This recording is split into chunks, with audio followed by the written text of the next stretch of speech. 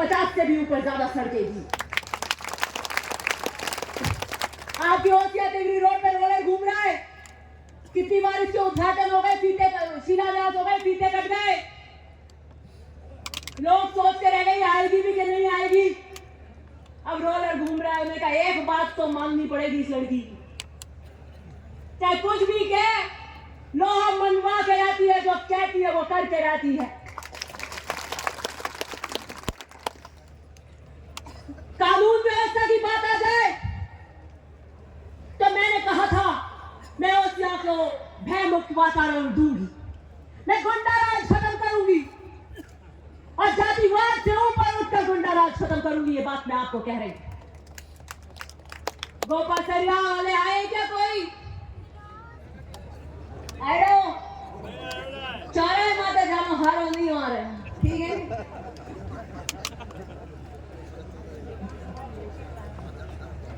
गाजरों की ट्रक लूट जाती, जीरे की ट्रक लूट जाती, और मैं आपको बता रही हूं क्राइम रिपोर्ट के आंकड़े हैं 2014 के बाद सबसे ज्यादा अगर प्रकरण हुए हैं अत्याचार के तो वो SC/ST पे हुए। किशन कुरीवाल जी बैठे हैं, क्या है क्राइम रिपोर्ट? 2 अप्रैल के भी है और 2014 से क्राइम रिपोर्ट बोलती है।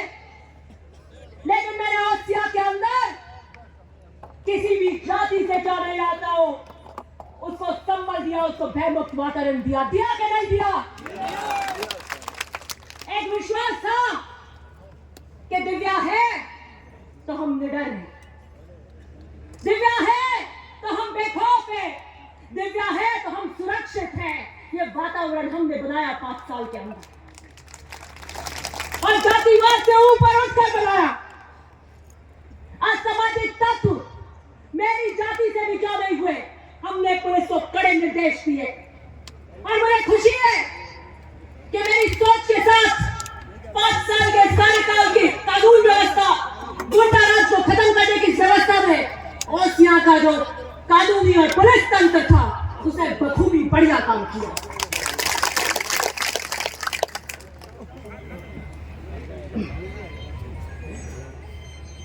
हमारा काल 5 साल का बेमिसाल कार्यकाल रहा। विपक्ष के पास कोई मुद्दे नहीं है।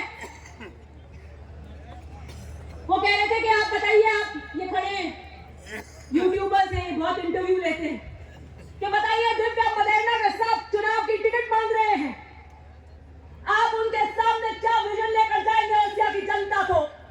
क्या काट होगी दिव्या मदेरणा के काम की? तो उन्होंने कहा गिना नहीं सके, कोई विजन रख नहीं सके। एक ही बात कही कि काम तो कराए लेकिन अपने लोगों के कराए।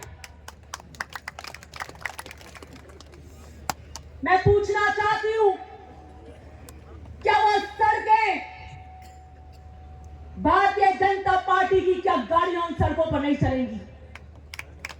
क्या वो पीली टंकियां पानी की आपूर्ति भारतीय जनता पार्टी के घरों में नहीं करेगा? क्या वो शिक्षा के नए स्तर भारतीय जनता पार्टी के दल की विचारधारा रखने वाले बच्चे उनमें क्या नहीं पढ़ेंगे? तो सिर्फ कहने के लिए आरोप मत लगाइए, मेरे पास में हर चीज का उत्तर है। हमने एक बड़ी मांग तिगरी के अंदर SC/ST छात्रावास की थी, 25 साल से ऊपर थी, बहुत बड़ी मांग थी। हमने इस कार्यकाल में उसको पूरा किया। 25 साल से लंबित मांगों को हमने आकार दिया। अच्छा, ओसिया में भी ये कहने ध्यान नहीं था कि इससे पहले जो छात्रावास बनाया वो महिपाल जी मदेरणा ने बनाया। अब एक ओसिया और तिगरी, एक महिपाल जी मदेरणा ने ओसिया में बनाया और मैंने उसी क्रम को आगे बढ़ाते हुए आपकी वोट की टंकार से दूसरा तिगरी में बनाया।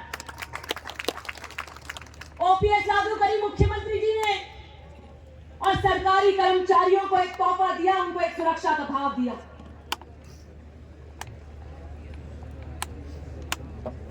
मैंने ये पूरा लेखा जोखा 5 साल का मान के आपके बीच रख दिया। मैं हर ग्राम पंचायत का भी उद्घाटन शिलान्यास करने आई थी, एक एक काम का विवरण हमने दिया। कोई ढानियां हमने वंचित नहीं रखी। अब अपने दिल की बात करने आई। मेरे पिता ने कहा था, संगठित रहो, सेवा करो, चलते रहो, कारवा बनता जाएगा। मैं 2009 में 5 मार्च में उस ग्राउंड में आई थी अपने दादा के साथ। 24 साल की उम्र थी मेरी, आज 39 है। 24 साल की उम्र में मैं आई थी। मैंने अपने जीवन का दूसरा उद्बोधन दिया था। पहला मैंने सुरपुरा में भोपालगढ़ में 10वीं कक्षा में दिया था। और मेरे दादाजी ने कहा था, मेरे पिता ने कहा था, देखिए एक छोटी सी बच्ची लेकर आए और इसको आपको सुपुर्द करते हैं। अब ये तैरेगी कि डूबेगी ये आपके हाथों में है। हम हमारी बेटी अब आपको दे रहे हैं। मुझे नहीं पता था कि 2009 का वो वाक्य क्या अर्थ लेने वाला है कि 2011 के अंदर जो प्रकरण हमारे साथ घटा, आपने मुझे गोद में उठा लिया।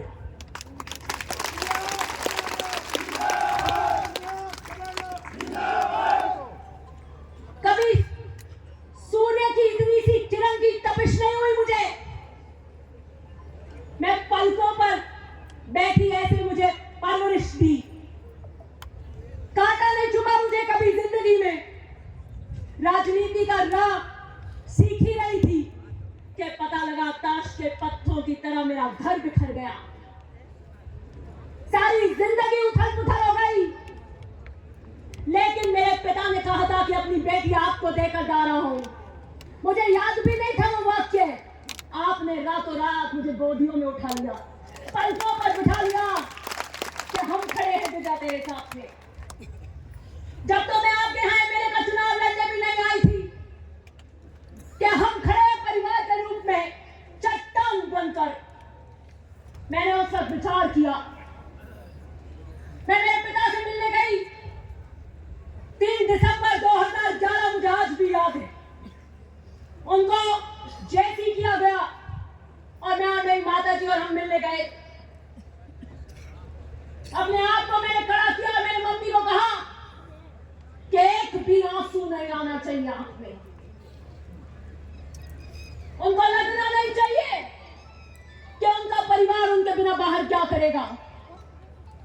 हमें अद्भुत साहस का परिचायक बनना है। और मेरे पिता है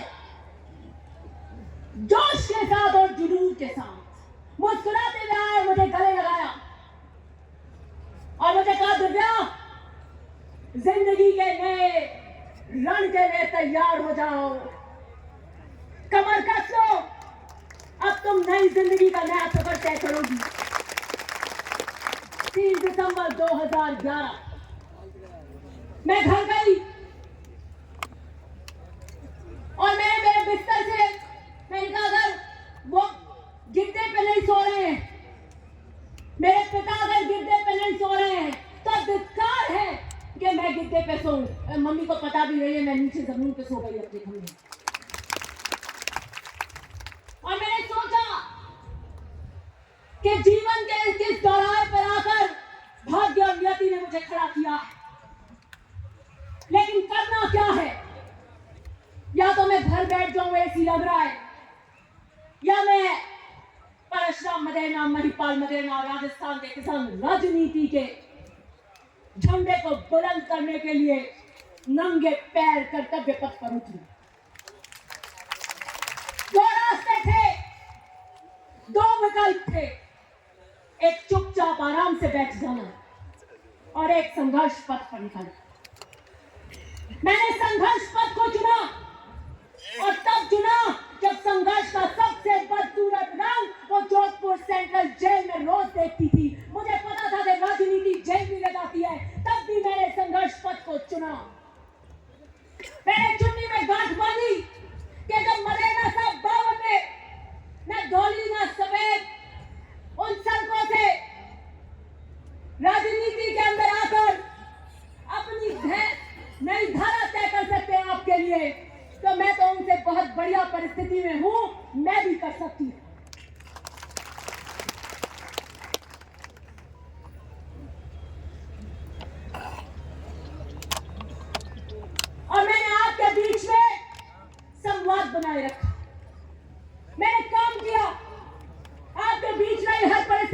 बावजूद और 2018 के अंदर आपने मुझे आशीर्वाद के रूप में विधानसभा में भेजा।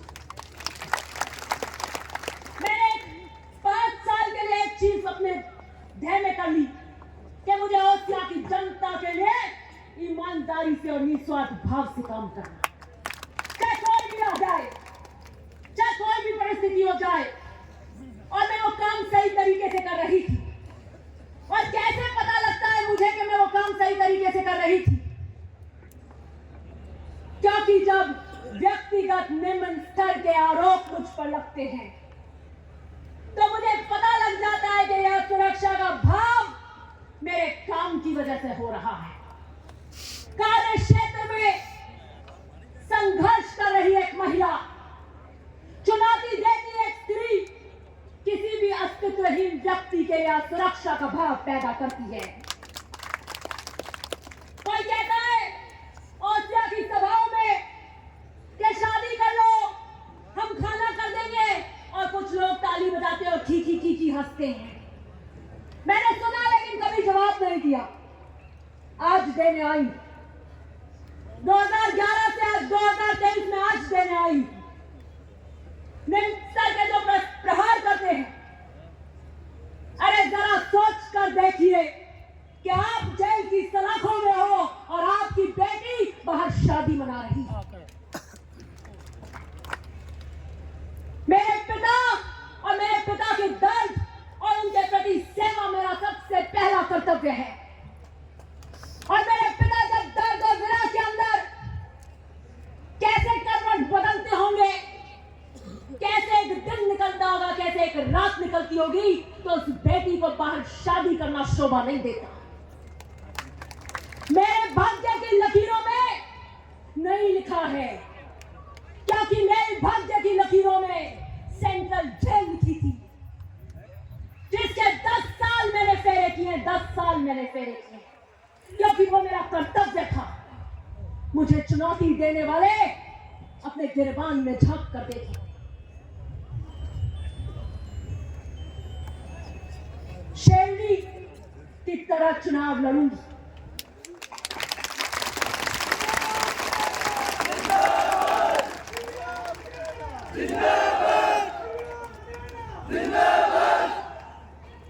राजनीति के किसान सूरमाओं की बेटी हूं, मैं इकबाल बनेगा की बेटी हूं, शेरों की बेटी शेरनी आई होगी।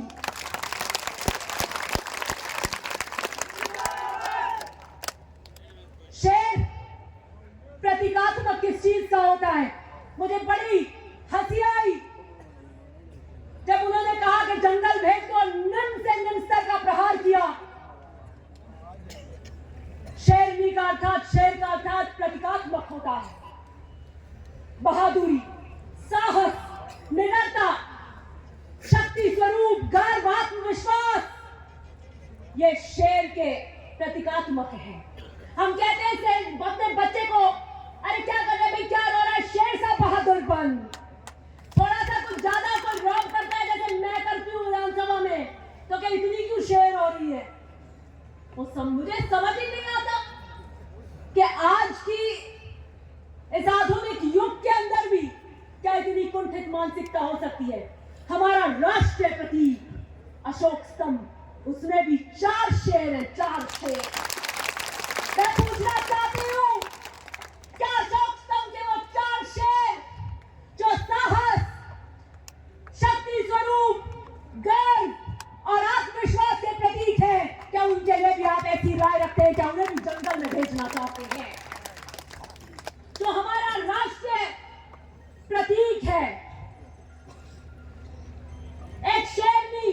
अब ये नारे बोल रहे थे तो मैंने भी एक नारा लिखा, एक शेरनी लड़े ओसियानी लड़ाई रे, एक शेरनी लड़े ओसियानी लड़ाई रे, चलो आपा भी दे मेरा साथ रे।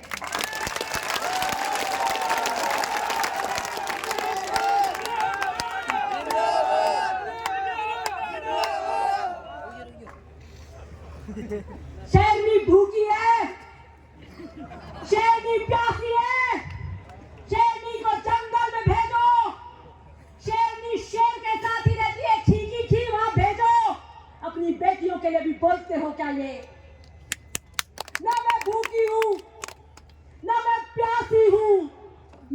पैदाइश से तृप्तु कोई तृष्णा नहीं है मुझे, और यही कारण है, इसी तृप्ति के कारण मैंने ओसिया को नीलाम नहीं होने दिया या भ्रष्टाचार नहीं होने दिया। किसी की भूख और प्यास के कारण ओसिया का बिजली घर नीलाम हो रहा था, थानों में बंधन बाट बची थी, तहसील तो राम भरोसे थी, गांधी जी के बिना कुछ नहीं हो रहा था वहां। वो किसकी भूख और प्यास थी? मैं तो तृप्त हूं और पैदाइश से तृप्त हूं, ईमानदारी में मेरे पिता से लेकर आई थी। और बीजेपी का भी आम व्यक्ति ये कहता है, अनेकों सर्वे होते हैं, सबने एक बात कही, चाहे उन्होंने बीजेपी से लिया हो, कि जो भी को एक बात तो कहनी पड़ेगी कि 100% ईमानदार है दिव्या मदेना, 100%। कि हम लोग बीजेपी के सही, लेकिन भ्रष्टाचार नहीं होने दिया, न खाऊंगी न खाने दूंगी, ऐसे कालजा फड़फड़ीच करता है अधिकारियों का यहाँ ऐसे।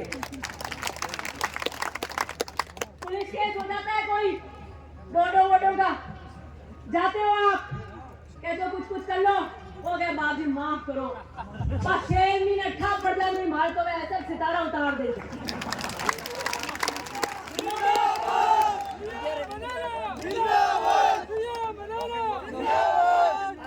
हमारे को करो जेल उजाई की कर बेल हुई यूं है, यूं मार तो जावे कि नहीं पजा कोई नहीं पड़ना क्या। हाँ मैं मानू ने पीरे का एड़ा जीपीएस अटेंड था पड़े तो कर जाए घर बदल करे जा खाई नहीं पड़ेगा।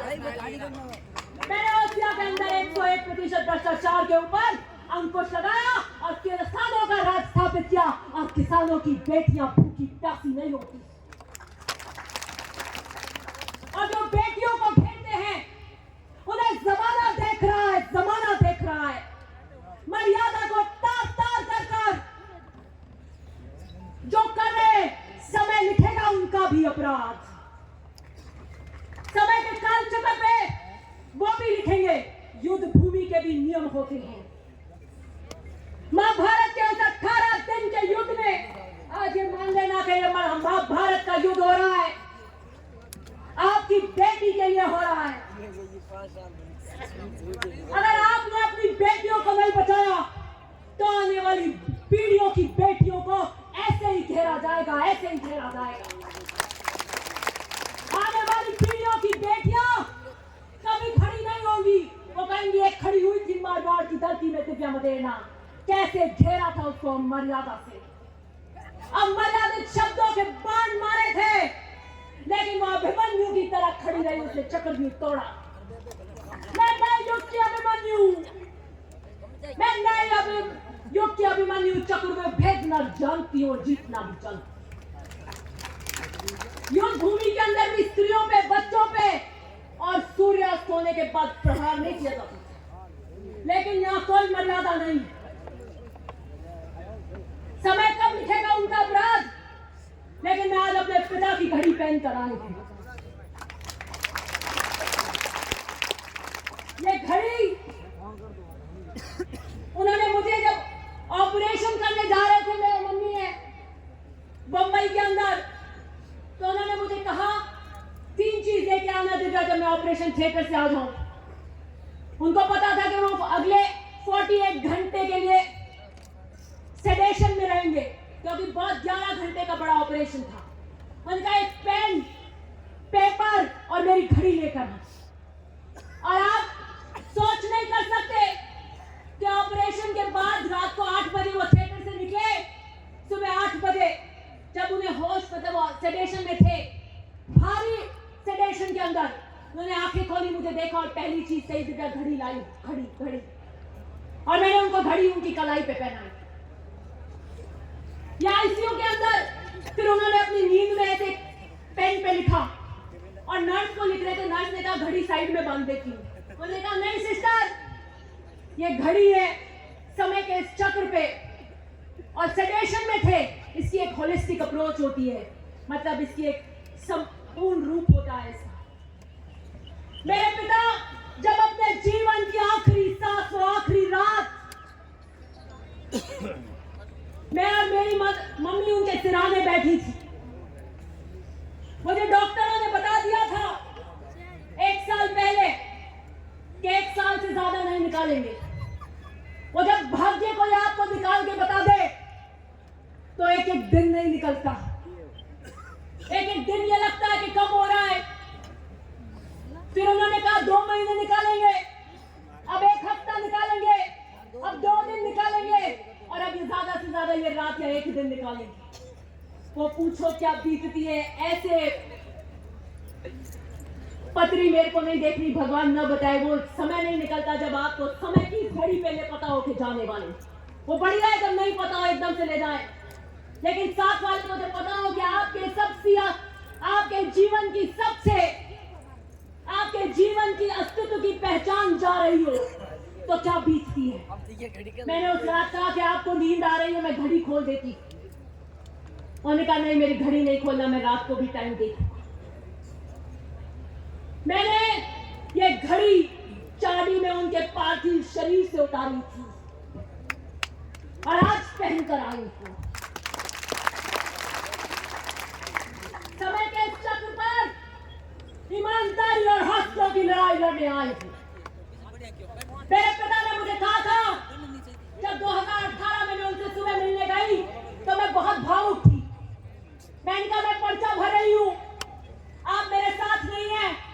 मेरी आंखें भर आई और उन्होंने मुझे बड़े कड़क शब्दों में कहा, दिव्या, जिस पथ पर तुम हो वहां आंसुओं की कोई कीमत नहीं होती। मैं नहीं देखना चाहता एक कमजोर दिव्या को। मैंने कहा ये आपसे भावनात्मक जुड़ाव के आंसू है कि इसे अंदर पीना सीख लो। और मैंने सीख लिया और इसलिए मैं शेरनी की तरह ललकारती हूं। ये जो मंच पर बैठे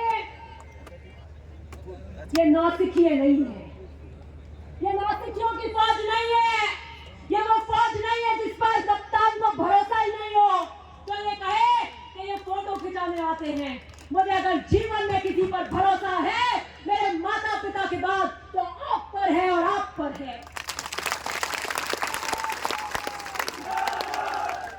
हमारी फौज का एक एक व्यक्ति कमांडर है, एक एक व्यक्ति कमांडर है, इतना पाऊंगा। जब ये आकलन और सर्वे करते हैं तो ये कहते हैं मदेना को कौन टक्कर देगा। उनके कार्यकर्ता सोने की तरह खरे नहीं है, खरे हैं।